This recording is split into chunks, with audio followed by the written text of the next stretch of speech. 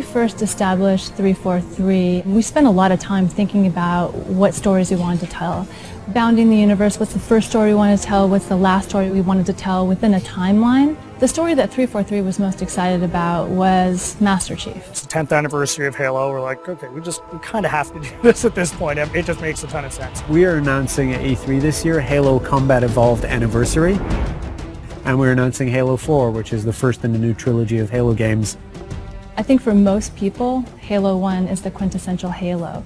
Not only did Bungie nail the controls for an FPS on a console, but they also told story in the most compelling way that it's ever been told in an FPS at that time. A couple of years ago when we first started building the recipe for what would go into it, we had to put in a huge amount of thought into do we split up the multiplayer from the single player?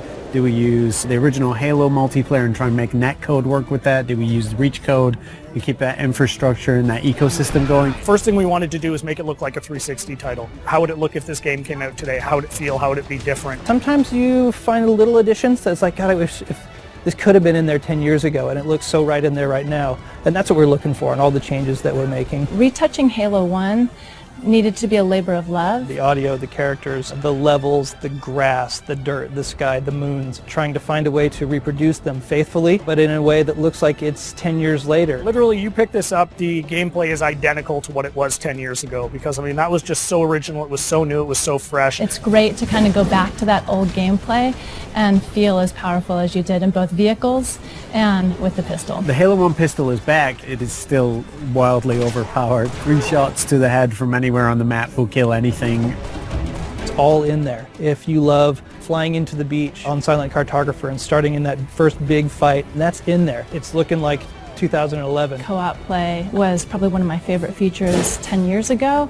We have co-op play over live. Anniversary will have stuff hidden in it. It's going to have stuff hidden in it that you know about, like terminals, and you're just going to have to find them yourself. I'm also excited about the stories we're telling in the terminals, and then having achievements. That's long overdue. Being able to switch back to the classic on the fly is just going to be kind of a magical experience. You hit a button at any point in the campaign, you flop back, and that's how the game looked 10 years ago.